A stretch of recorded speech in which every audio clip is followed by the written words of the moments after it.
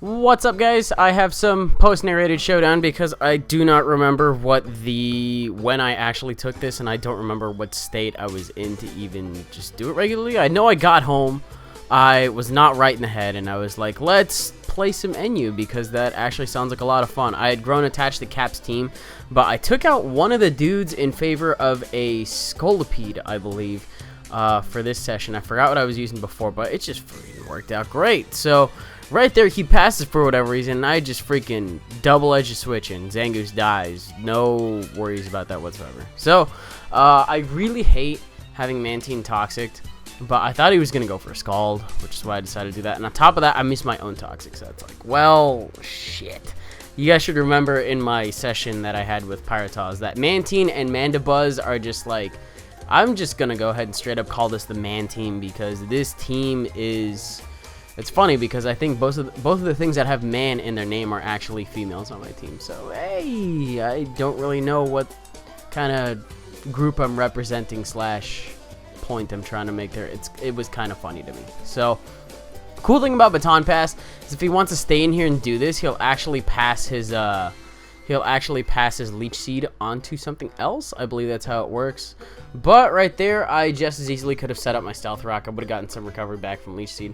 I don't know why. It definitely could have helped against Swoobat, but whatever. Don't really mind that much. Whatever. So, gonna go for another Scald. Break the Lightbird sub. I was running into Lightbird a lot that night, and it just so happens that this was one of the only encounters I actually did decent against it, just because this thing is such a bitch. You know, that you got the Swagger, you got the sub, you got the Encore, you have the Foul Play, and it's pretty nasty. But I get an early snap out of confusion, but I insist on going for Scald because why the hell not? I want to burn something that's going to be using Foul Play.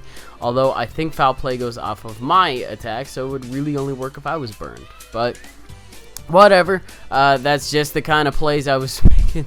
Those are the kinds of plays I was making that night, and I feel really silly for it, but I just have games and I want to narrate them for whatever reason. I've got a lot of them. It's like 50 minutes of Showdown, and I'm not just going to toss it just because some of them are really stupid.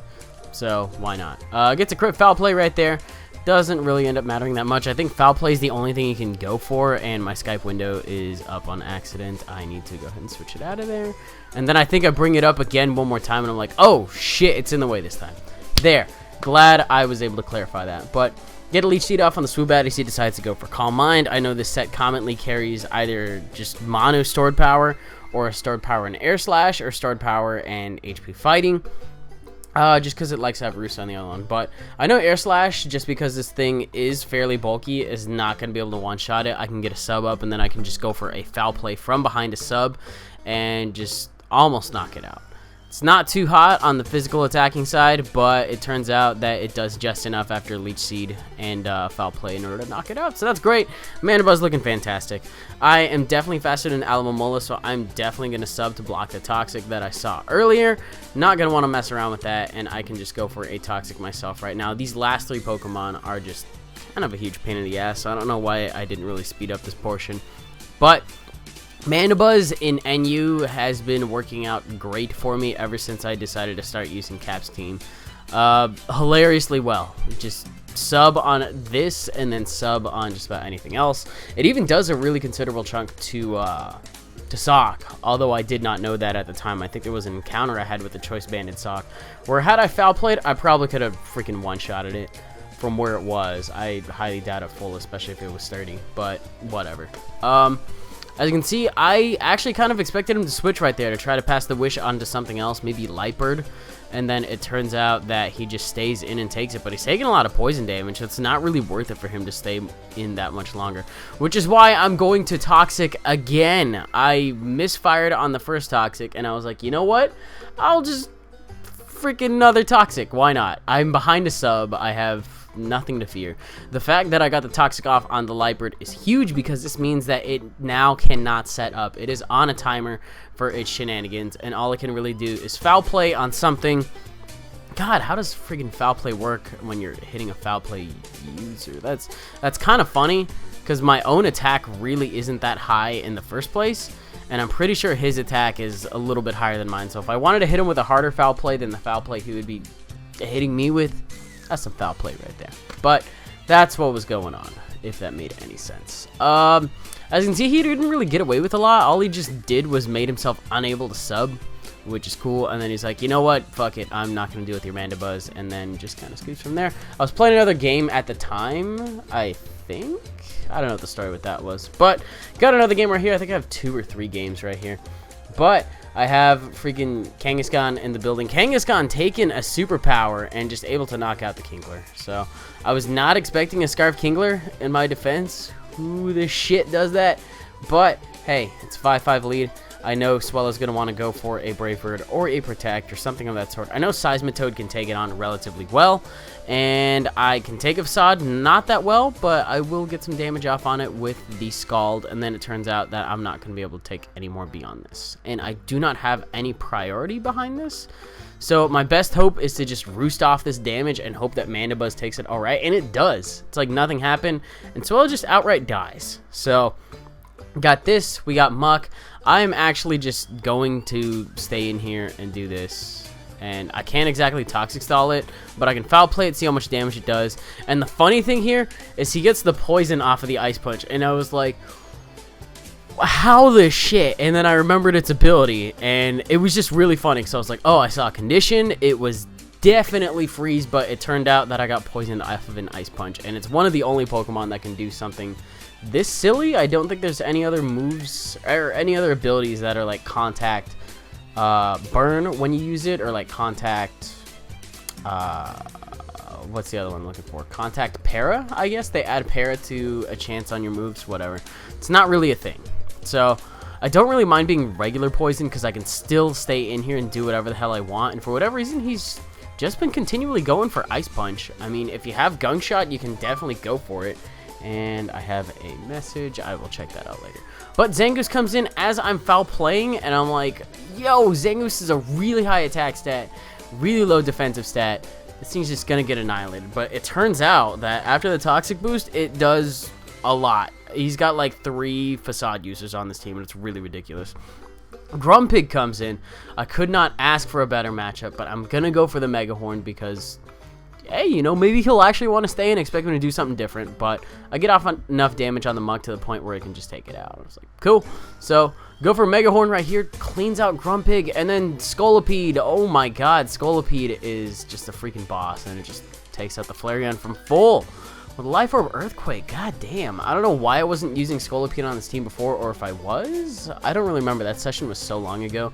I'm pretty sure I had a different Pokemon in that. Oh, it was Ursaring. That's what it was. Ursaring, kind of whatever. Scolipede is faster than the other. Scolipede is faster than Ursaring, so I got better use off of that. I think that was my main deal there, that I didn't have something that could outspeed other things, because Ursaring was kind of slow. So I'm on the other side this time. I was not the one leading off with the Scolipede on that one. I completely forgot to see what happened on the first 3 turns. But right here, just switch into a T-Bolt, predicting that. And then, like, all he can really do is, I guess, roar me out. He could have hit me with an Ice Beam, too. Right here, this is a really funny series of play. I think he expected a Mega Horn, so he goes into Torkoal. Fair enough play, takes some Rocks damage. But I actually go for the Rock Slide because I know it will hit both of them. And then right here, I believe he goes into his Marowak to resist the Rock Slide. And I just hit him with an Earthquake, which doesn't really seem like that big a deal, but it puts him in range for Aqua Tail to knock him out. Oh shit, I actually carry that now for reasons. It's a different move to be carrying down here. And Scolipede just did a bunch of dirty things to this man's team. Just forced everything around. Lapras is going to take some rock damage as soon as it comes in. Marowak is gone. Torkoal is basically gonna be gone. It's gonna be at a very, very low percent. And I think he predicted the Scald here. Did he predict? No.